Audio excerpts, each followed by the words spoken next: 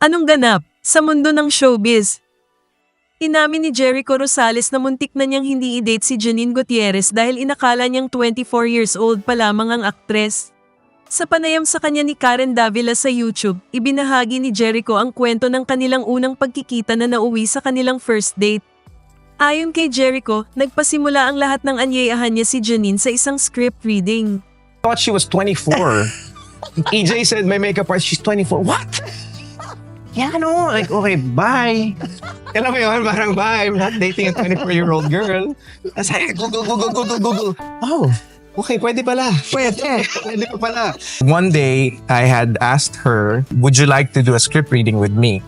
Ayon pa sa kanya, gusto niyang makilala si Janine dahil ito na lang ang hindi pa niya nakakatrabaho at sila ang magkapareha sa isang show kung saan magiging asawa niya si Janine.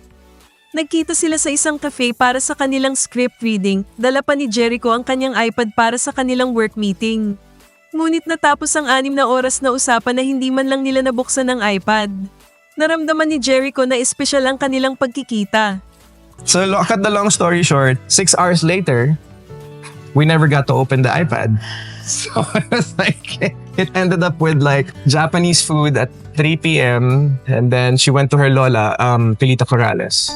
And then that's it. I was like, wow, I can spend 6 hours talking to this girl. But you felt something na noon. That's when I felt something. Okay. Ang simpleng script reading na nauwi sa isang masayang usapan ay nagbigay daan sa mas malalim na koneksyon sa pagitan nina Jericho at Janine.